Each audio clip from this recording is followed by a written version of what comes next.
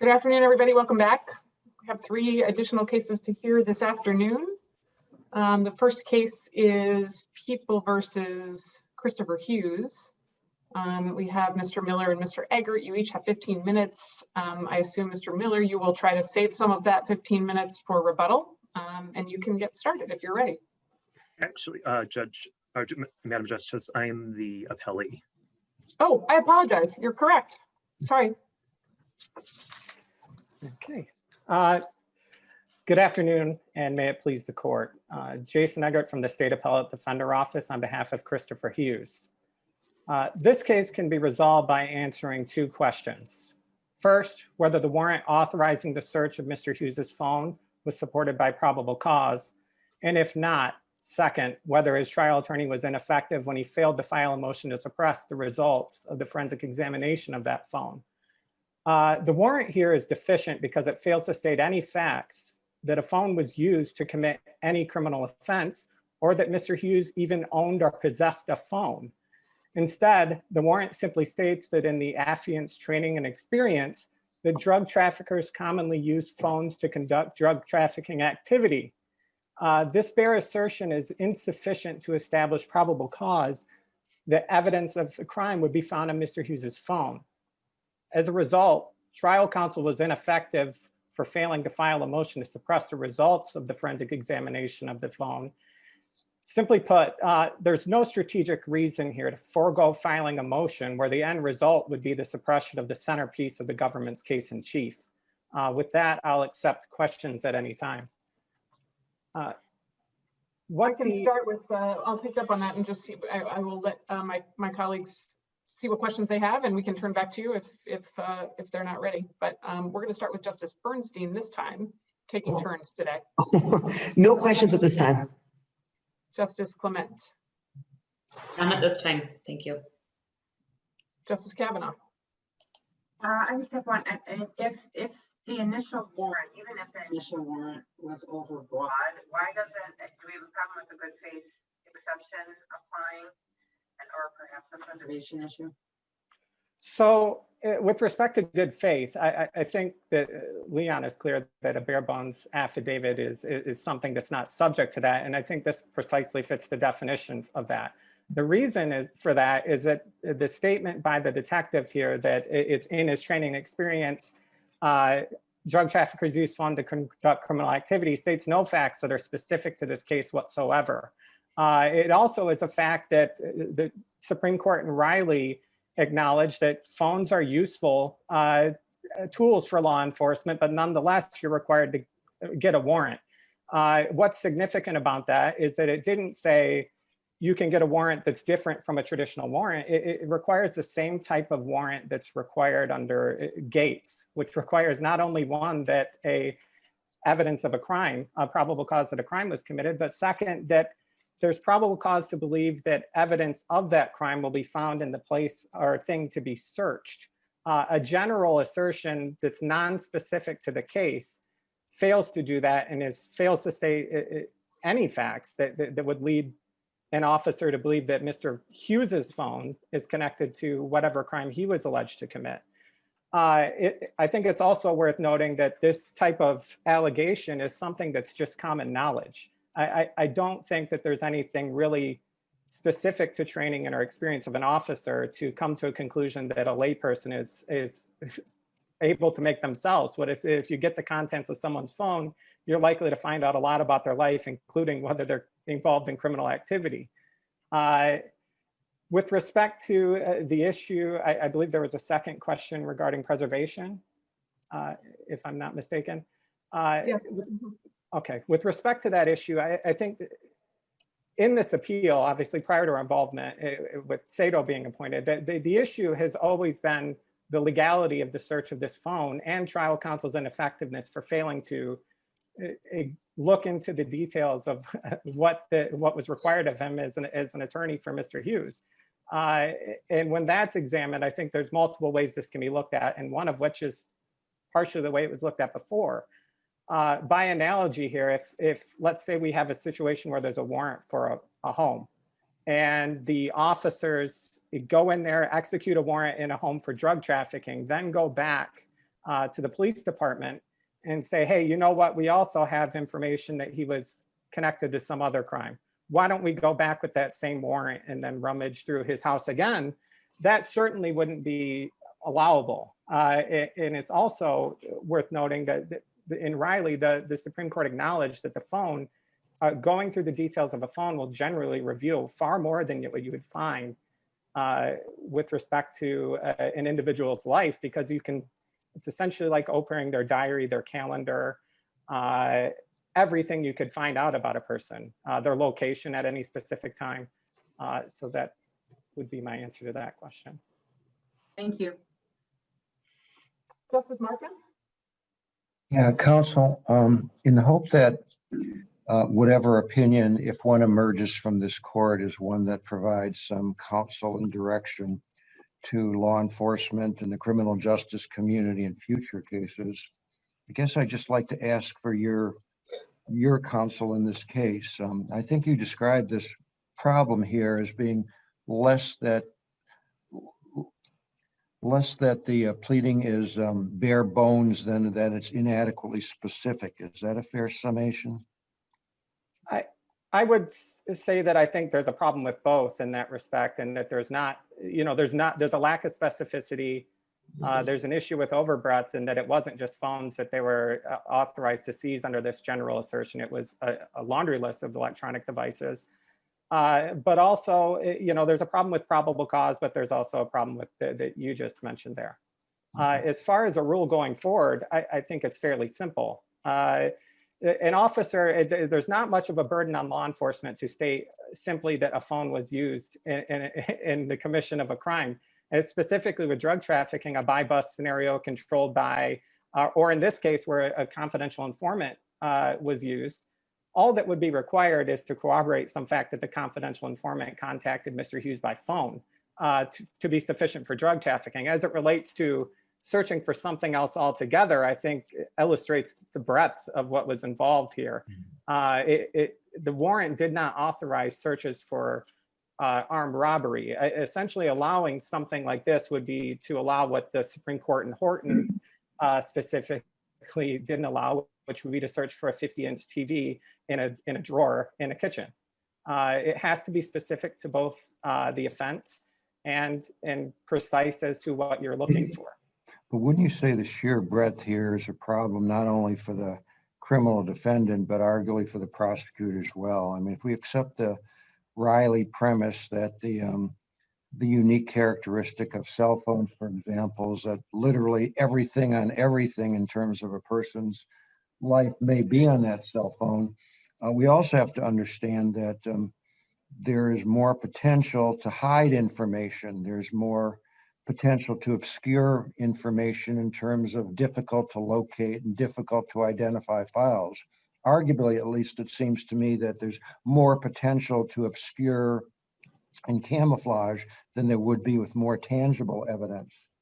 I mean, how do you avoid what seems to me almost to be a necessary part of this investigation, that is the kind of unchecked and standardless rummaging through the cell phone? How do you avoid that by dint of a sufficiently specific direction in terms of what's being sought?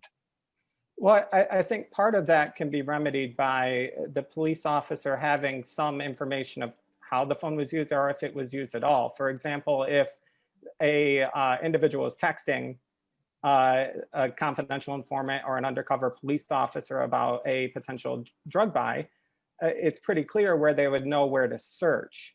As far as encrypted data, I mean, if there's reason for an officer to believe that something may be encrypted, I think that they could state that, and that may well be justified if they have reason to believe that that's actually a problem.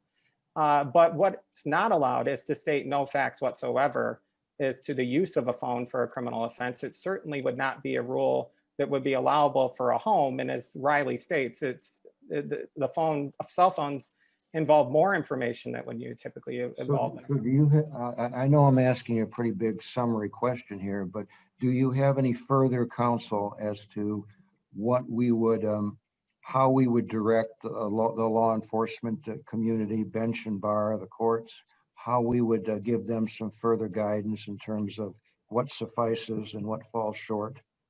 Sure. That would be to simply include a fact, any fact. If it were just one text message, that would allow them to be able to say, we have cause to believe look at this phone. It cannot be that there's some specific crime that creates an exception to the rule that Riley requires, which didn't eliminate the requirement in Gates. It's almost no different than a search of a home. There is obviously going to be some instances, like you mentioned, where there may be some reason to believe that there's encryption involved or some other thing. But if law enforcement has cause to believe that's the case, they could say that in a warrant if they think that there's something hidden. But it's Well, a simple. encryption is one problem, but that wasn't the extent of what I was trying to reference by that. It's just the sheer dint of how much information there is on these phones and how it's kind of serendipitously cataloged by individuals, and how those files are to be, productively accessed by law enforcement. If you're looking for some, say, pornographic pictures of some sort, I mean, there may be thousands of pictures, and there may be pictures in files that are labeled music or Word, Microsoft Word, or any number of categories. And I guess I'm just trying to understand how you really avoid the kind of rummaging that I think we want to try to limit, at least in this context, when there's just so nearly an unlimited number of ways that an owner of that phone could, categorize the information that he holds on that phone, especially when he has some sense that he wants to do his best to hide information. Sure. So a lot of that can be tied to the offense itself. So if they have reason to believe, like, for example, the photograph scenario, if they have an idea of when those occurred, law enforcement have several tools, some of which they used in this case to find the information about armed robbery, where they can search, use keyword searches. They also could limit things by date. If you have cause to believe that a certain offense took place on a certain date, or that someone took pictures on a phone that may or may not be pornographic, I think it's a way to limit that, is to look at what is the offense? What date did this occur, around when? And there's obviously going to be some flexibility with where they could look for that, is with the photo example, because those are inherently a little harder to search than a keyword search into text messages or searching for a specific phone number that was used. But there are circumstances where looking for a drug offense, but then going into somebody's health records that are contained on the phone, or banking records, might not be sufficient unless they have cause to believe that those records are related to it. Thanks, counsel. Thank you very much. Justice, which way did I go? Oh, Justice Zara? I think it's my turn. Mhm. Okay. Counsel, help me understand. I know in Riley v. California, there's a lot of discussion about how phones are different, and there's a lot of discussion about, what you can find in a phone. But before that discussion, I think, is the holding. And the holding there was, if police seize a phone pursuant to a search incident to arrest, they can't search that phone. They still have to obtain a warrant to search the contents of the phone. Isn't that the holding of Riley? Yes, the holding is that you have to obtain a warrant. Right. I'm sorry. Correct. But here, didn't they obtain a search warrant to search the phone? They obtained the warrant, and that's certainly indisputable that they obtained the warrant. That the question then becomes, in any case where a warrant is issued, is whether that warrant states sufficient cause to believe not only that a crime was committed, but also that evidence of that crime would be found in the place or thing to be searched. Okay. I get that. But here, there are two cases, and I'm not quite sure of the timing of the case. Maybe you can help me, but the warrant was issued in the case relating to drug trafficking, and there was no challenge to the warrant in that case, correct? Correct. And the defendant pled guilty in that case, correct? That's correct. The police had all of the data that they took from the phone, right? Yes. And they had it even after the plea, correct? That's also correct, yes. Why does he have a legitimate expectation of privacy in that data after all of that? When he had a chance to challenge it, he didn't. he pleads, the police hold that data. Why is there still a legitimate expectation in privacy in what the police hold? So an individual doesn't waive their expectation of privacy simply by entering a plea in a case. He certainly waived his ability to be able to challenge the legality of the search as it related to the drug trafficking offense. But I think it's important to note here that although they had records, there was no exposure to the public in general about that. It's no different than when a law enforcement sees something potentially illegally and have possession of that, but it's still challengeable even though law enforcement may know details about some of it.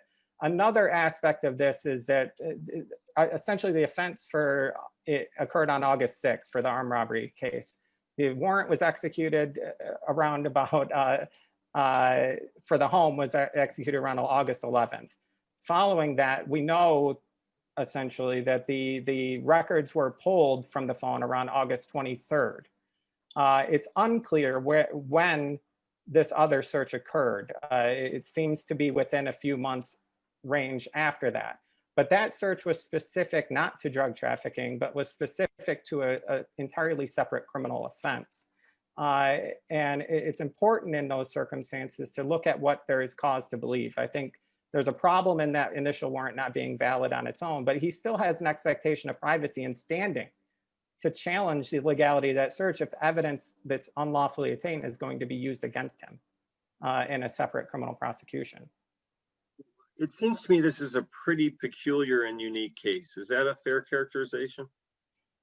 I would say the only thing that may be unique about this in some respect is that there are two cases, but the warrant at issue here is something that I see routinely in my work at SATO, and I have at least 7 cases at some point in the appellate process with identical warrants like this that are routinely issued based solely on an officer's training and experience. So in that sense, it's not unique at all. And I believe there's a need for clarification for law enforcement here. If we get past the training and experience, right? Because frankly, I think the time to challenge that was in the first case or the drug trafficking case. And even if we were to say you could challenge it in the instant case, it wasn't challenged at the trial court. And I guess that takes us then to the ineffective assistance of counsel. And I've been around a while. I mean, I do everything. I don't do just the criminal stuff. I do it all. But this one seems pretty peculiar to me, such that I'm scratching my head wondering why an ordinary counsel of normal intelligence would, even though the police had these records from another case, I should go challenge the warrant. Well, would that be ineffective assistance in this case? Well, certainly speaking, I mean, this may be speaking from my own experience, but prior to SATO, I practiced in federal court where these types of challenges are routinely made, and it could be a function of technology being more in use for a longer time in the federal system. But this is something where if this were identical to something for a house, this warrant would be patently insufficient if they couldn't connect the crime to the home. You couldn't have a controlled buy in a corner where they have no evidence to believe that a home is involved and then say, well, drug traffickers usually store some evidence of the crime in their house, so let me go in the house without any facts connecting that crime.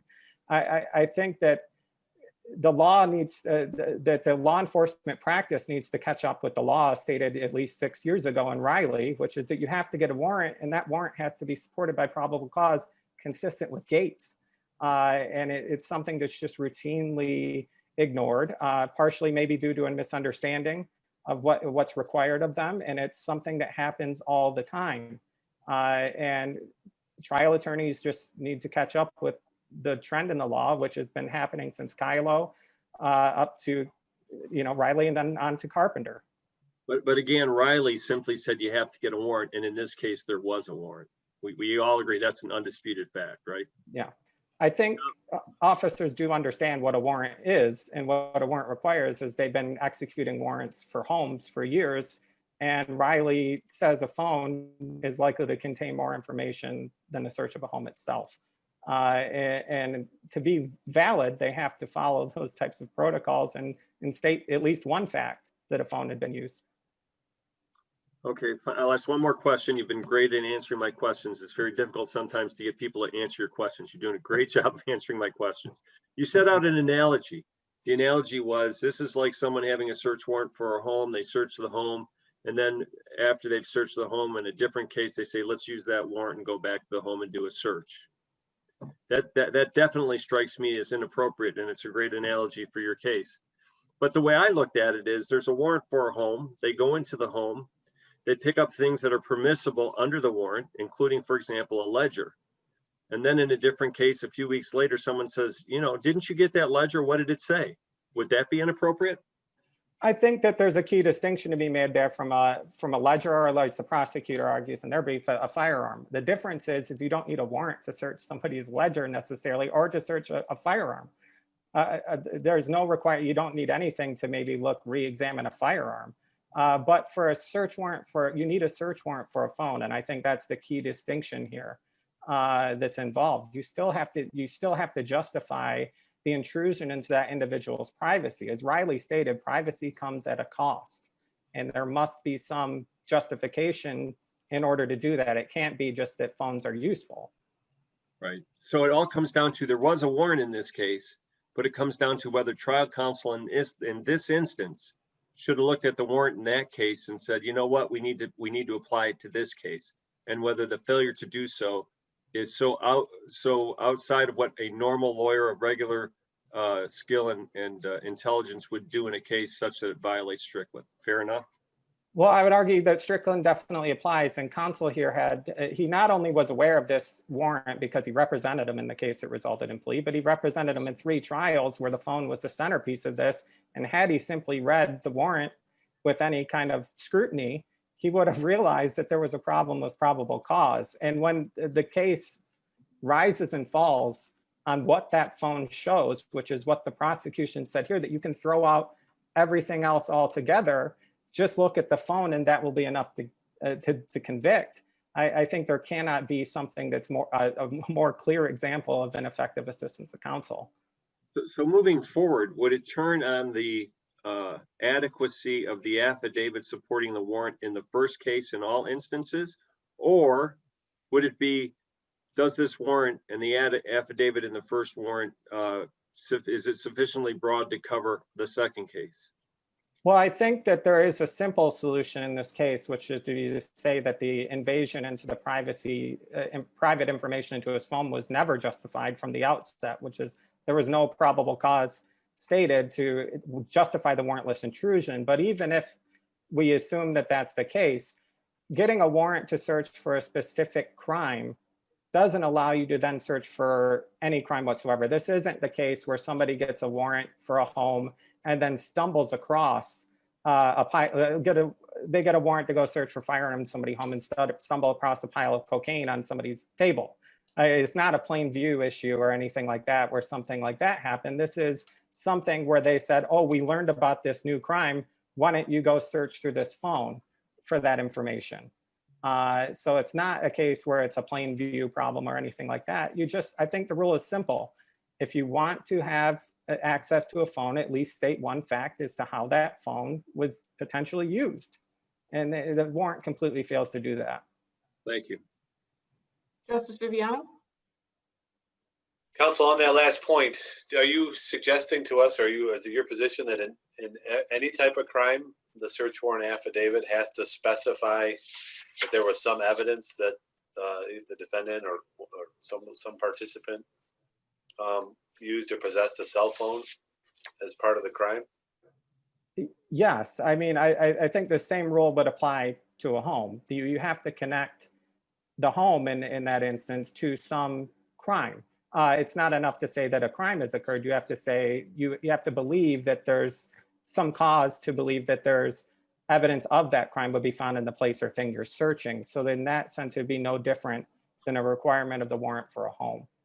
But the warrant, for a drug crime, for example, usually they allow for, at least in my experience, the officers to search for things related to drug crimes, like scales or packaging materials. You've already alluded to the case that talked about firearms, sort of tools of the trade. But those don't have to be, you don't have to have specific evidence before you search for those things, that those are the things that were used as part of the crime, do you? Well, I think the difference here is that presumably you have evidence in that scenario that evidence of a crime is found within a home, right? So the difference is that a phone, if you find a phone in somebody's house, you have to still establish that there's cause to believe the evidence will be found on the device itself. And that makes it different than any type of firearm, digital scale, or anything else like that. Now, as Well, far but as the phone, I agree with you. It has all kinds of data capabilities, and we all have our, our whole lives on our phones. I agree with that. But before all that, it was also a basic tool used for communication that a lot of people who engage in drug activity utilize. For a while there were pay phones, rotary phones. And when we progress now to cell phones and people get these disposable phones, I mean, there's no question that cell phones are a big part of drug transactions, is there? I think that that's true, but a phone is conceivably connected to any crime whatsoever. It's hard to think of a crime that it wouldn't be useful to have access to that person's phone to find out what they were doing or where they were potentially. The big difference is, and I think that you may have been referencing specifically the Portala case with the burner phone type of situation. The difference is that in that case, they had cause to believe that phones were involved in that crime. And it wasn't that just phones are part of it was part of their conspiracy. It's not much of a requirement to ask law enforcement to just state that a phone was used at some point to commit the crime at issue. I guess just so we're clear, we have to think about if we set up a standard, does it apply across the board, or does it apply only to an armed robbery or an assaultive type crime, for example? And I'm just suggesting that we should also think about, there are some cases where phones would be more like tools of the trade than others. That might not be the case here, right? With an armed robbery, where perhaps we should look for more specific information in the search warrant affidavit that a phone was used, which actually those are the facts here, that there was a communication made in this case, right? Sure, there was, but that's something that was discovered without any information. I mean, it's discovered either based on interviews or testimony, but it didn't find its way to the search warrant affidavit, is your point, I think, right? That's true, and the search warrant affidavit was relating to an entirely separate crime.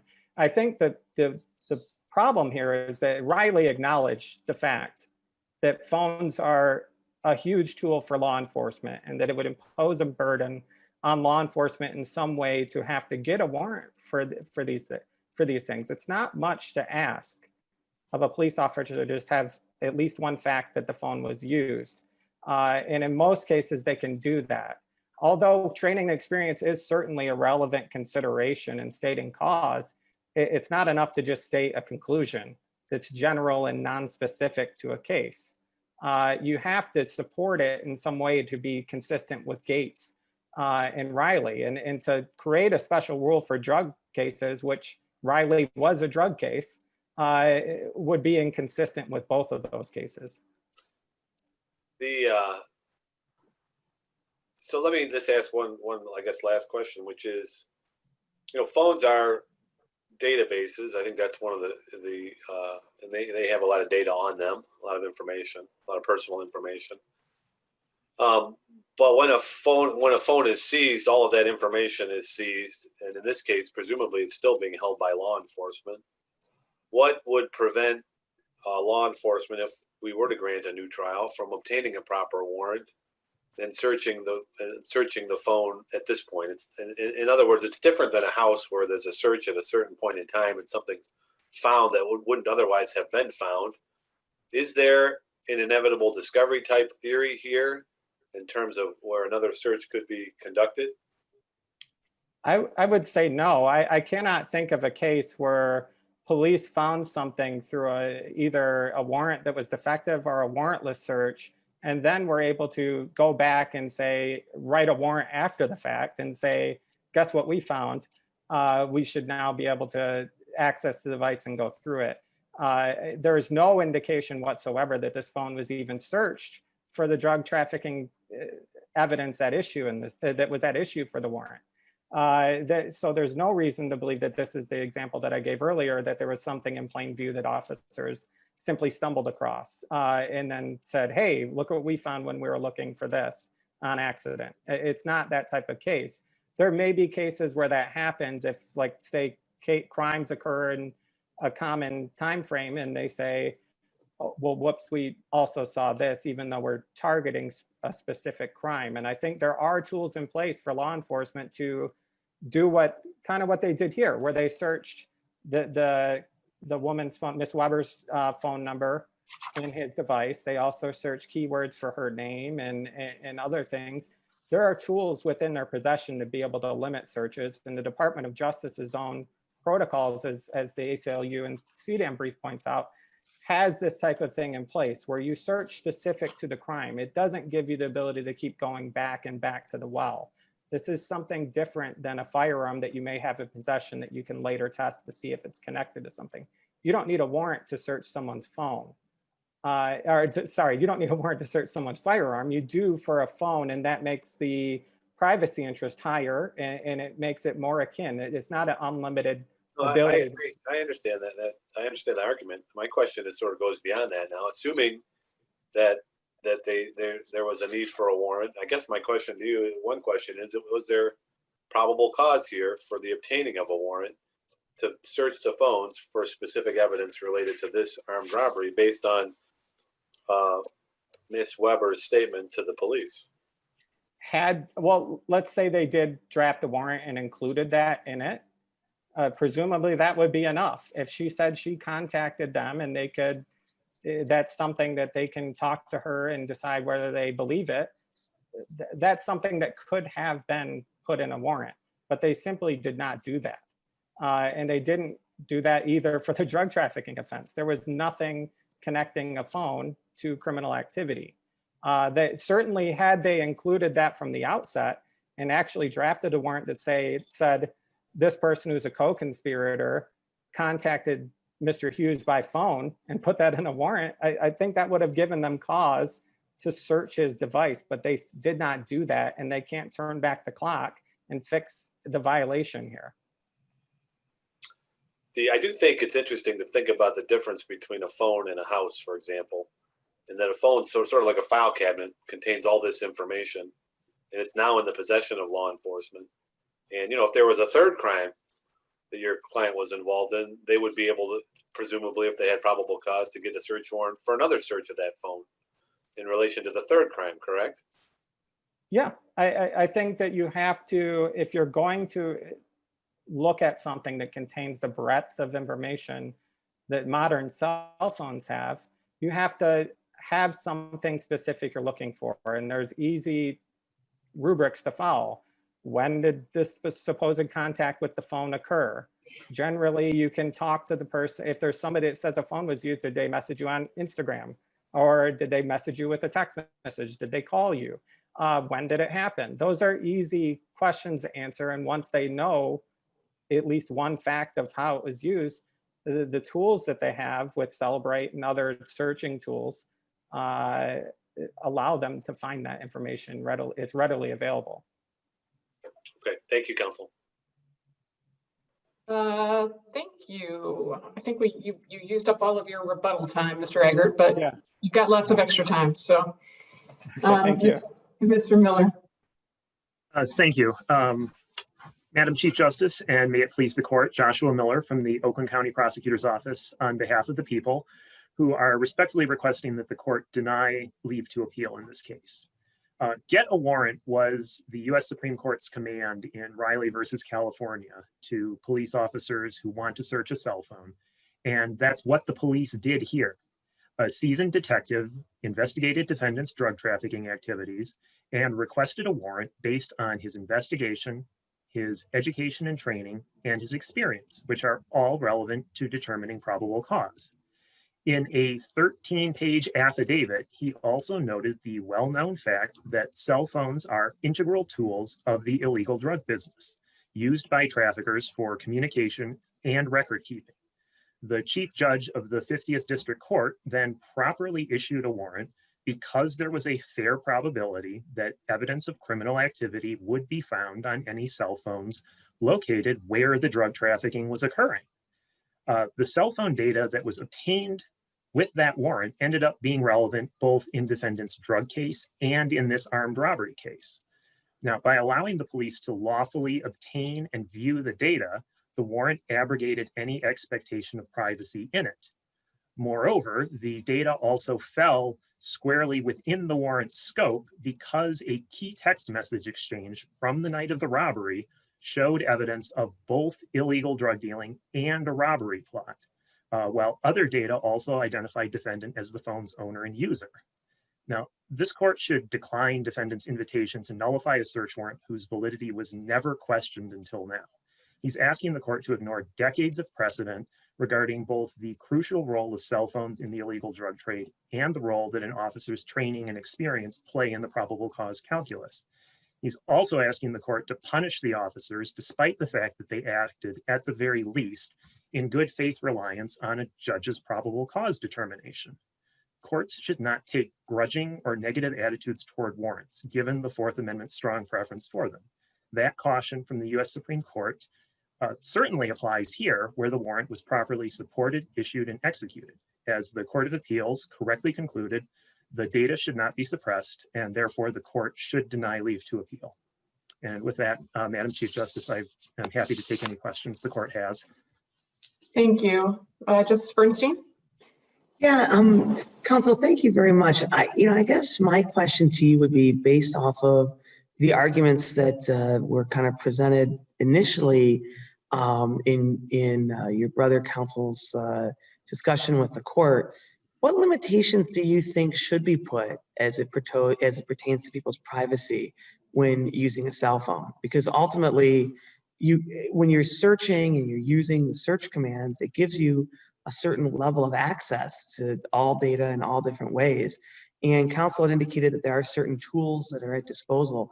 What limitations do you feel should be put in place when commencing searches like this, when, as Justice Viviano was commenting, it's not like a house, it's not like a desk, it's not like a car, it's kind of an unlimited venue of information. And I guess my question would be, as we go forward and we're trying to draft an opinion and kind of look at this, what parameters of privacy do you think should be deployed when searches are taking place with warrants? Well, I think there are two key things to keep in mind. First, the Fourth Amendment concern is concerned with, do we have probable cause to get this information? Right. Let's say in this case, let's say you do, but the question is, once you have it, how should these, what I'm trying to think of is you're writing an opinion and you're dealing with warrants, and I get the complications of this case. What I'm trying to gather is what limitations should be put on to the ability to search a phone? To search the phone, I think that the officers, once they actually conduct the search, need a great deal of breadth to go through with a fine-tooth comb. Now, counsel did talk about the search tools that are available to law enforcement, but the problem is that there are also ways to evade even some of those mechanisms. So say, for example, I am a drug dealer and I keep a ledger. I take a picture of the ledger and then save it on the picture on my phone as the code name Happy Birthday. Right.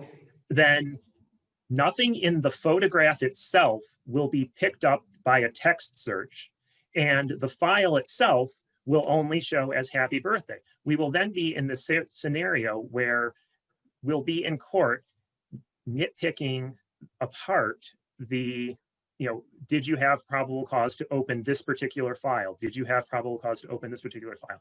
I think that there are policy limitations that can be put in place by the legislature. And in fact, the legislature is currently working on a bill. It's already passed the state Senate. It's Senate Bill 0341.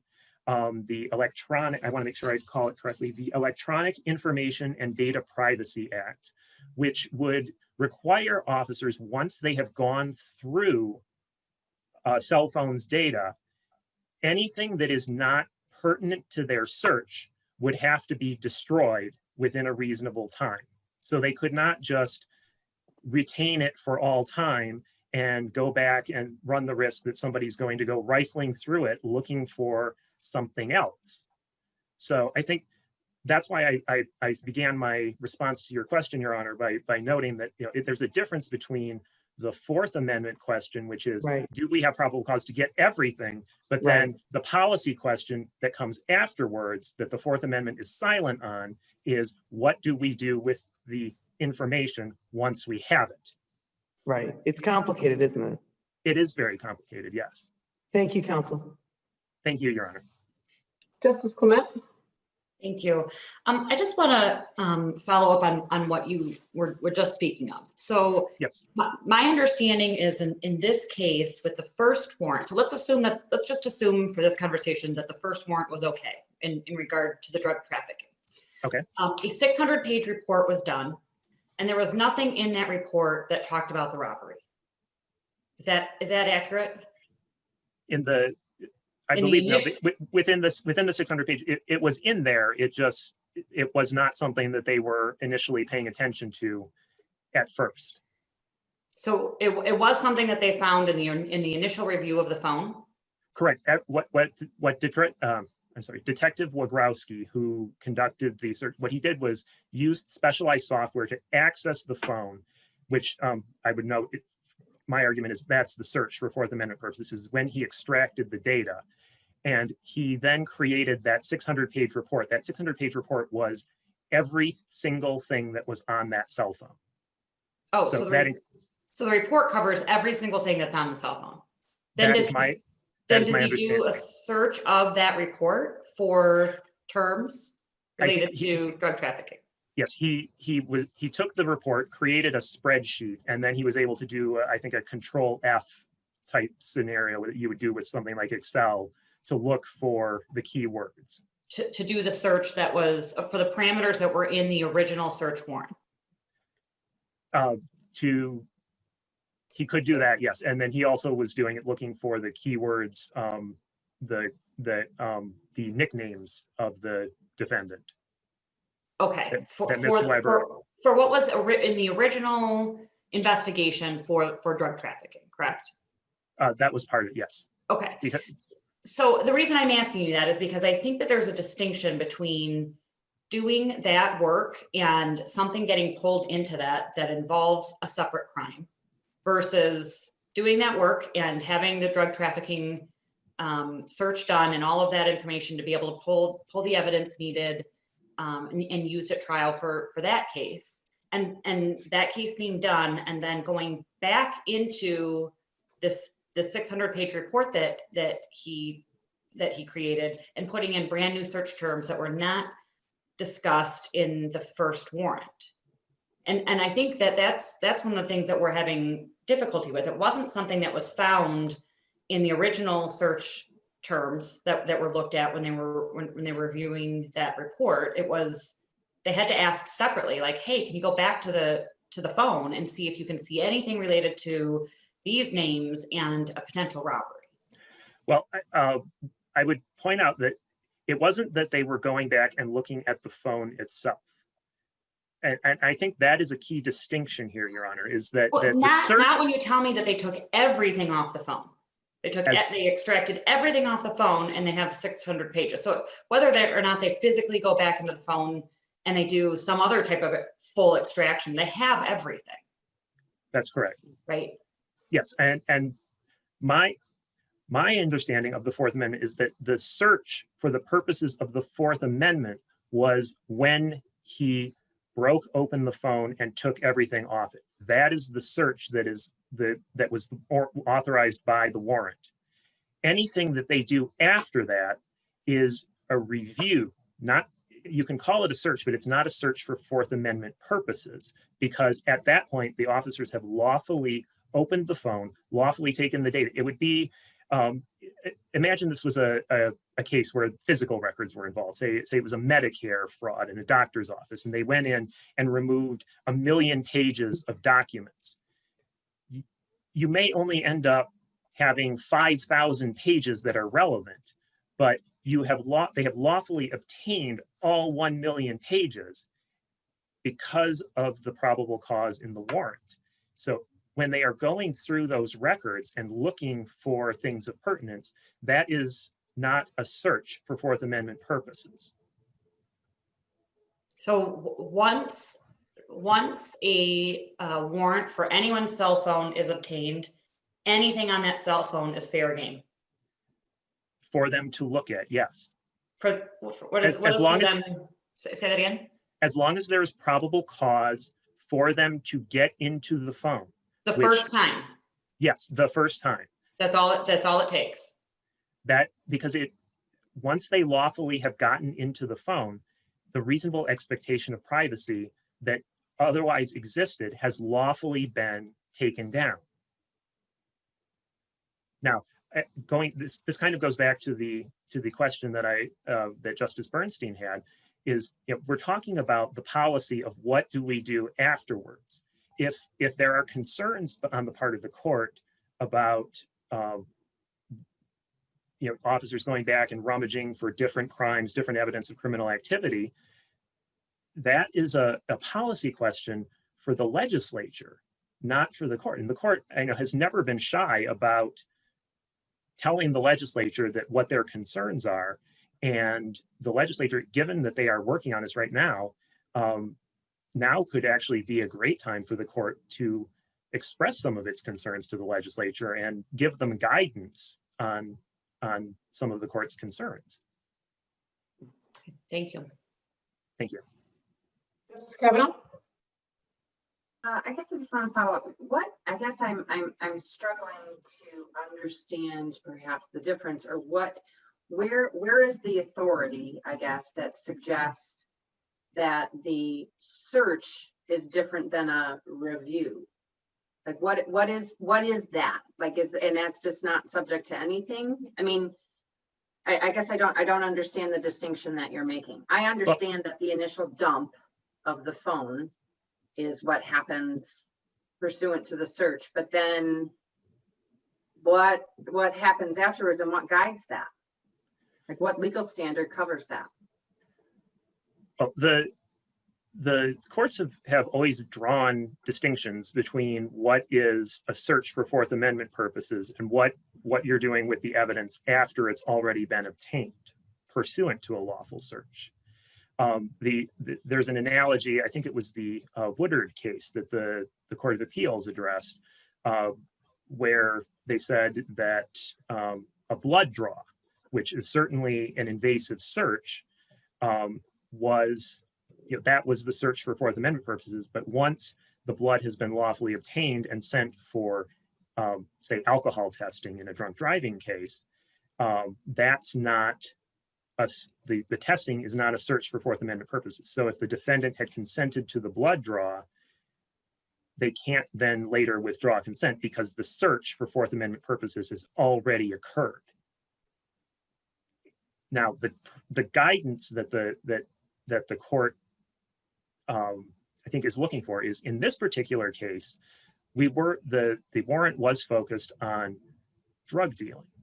So the parameters that guide their search are set up in the warrant and its affidavit. The warrant specifically references its quote unquote attached affidavit. That means that they're going through and looking for records. Sorry. They're going through and looking for records that have to do with drug dealing, be it text messages, photographs, note documents. Those are the things that they have to go through and search for. Now, by necessity, they're going to have to look at pretty much everything because, as has been alluded to, there are ways to disguise these files. To say that they have to. I guess I'm just curious, like the legislation that you mentioned. Yes. I mean, if that were in place now, this second search for Weber and the victim of the armed robbery, that wouldn't have been able to happen, correct? Because anything that was not related to the initial warrant would be under this proposed legislation would be erased. But doesn't that sort of suggest, at a minimum, that there's a reason why you can't leave it there to go back at any time, also suggesting that perhaps that's why you need a warrant to go back in to look for a different unrelated crime. Well, respectfully, Justice Kavanaugh, I don't believe that these texts that were of pertinence here would have been erased even if this law had been in place, because they were intertwined. It was both drug dealing and the robbery. The whole reason that Lisa Weber reached out to defendant on the night of the robbery was to buy drugs. That Could was they have searched for the word Weber under the first warrant? for the word Weber. No.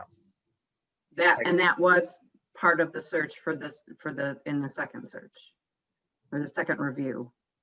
That they were looking for Weber, but the word Weber actually never showed up. It was he had her saved as Lisa. Okay, but that wouldn't have been authorized by the initial warrant.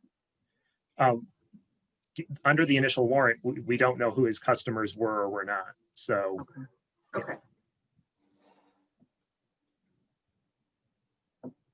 Justice Markman? I don't normally find the text of the Fourth Amendment extraordinarily helpful in trying to resolve our Fourth Amendment cases, given the principal guidance there is that the searches need to be reasonable. But this seems like an exception to that. I don't understand how you can have a situation where the state has obtained cell phone data, presumably, and that somehow that opens the floodgates in perpetuity, effectively in perpetuity, where every subsequent search under the Fourth Amendment has to be predicated upon a particular warrant, part of the text of the Fourth Amendment. Can it be the case that 5, 6, 7 warrants can all be predicated upon the same particularity that's required by the Fourth Amendment? I don't quite follow how that is easily satisfied in a logical way.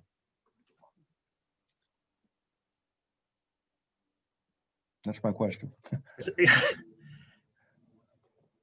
I guess I'm sorry, I'm not clear on.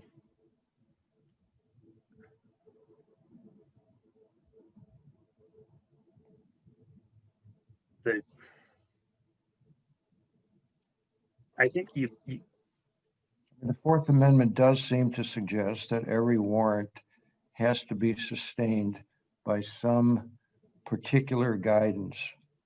And you're suggesting, because it seems to me like you're allowing the warrant to serve perpetually to sustain later searches, you're allowing that particularity requirement to be sustained on one occasion and yet to justify multiple subsequent searches. Well, again, Justice Markman, I disagree with the premise that what occurs once the data is obtained is a search for Fourth Amendment purposes. Because the whole point of the Fourth Amendment is, as Your Honor said, that searches have to be reasonable. So that is not only reasonable. That's not only and particular. And particular, but in using this case as an example, I do believe it was not only reasonable but particular for the police to obtain the data. That was the question that was put before the district court when the judge issued the warrant, and that was the barrier to obtaining the data in the first place. Now, once, and again, it was lawful. So once that has been lawfully obtained, then I do not see how there can still be a reasonable expectation of privacy in it. I don't know about the reasonable expectation of privacy. I understand that that's a standard as to how we look at particular kinds of searches of trunks and compartments in automobiles and garbage searches and things of that sort. But we're talking about a warrant here, and I guess I don't quite understand, as I've said already, and I'll just say it one more time. I don't understand how multiple searches can be justified in terms of the particularity requirement easily by a single warrant. Best I can do, I guess.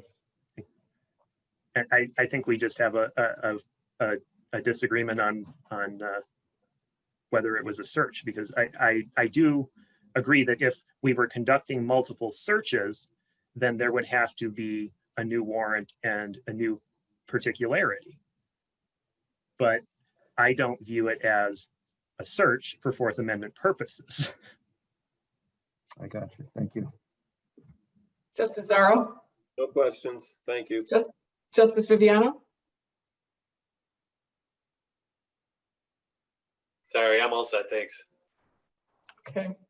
Thank you both. We went on longer, but it's because you were both helping us with hard questions, and we appreciate it. The case will be submitted.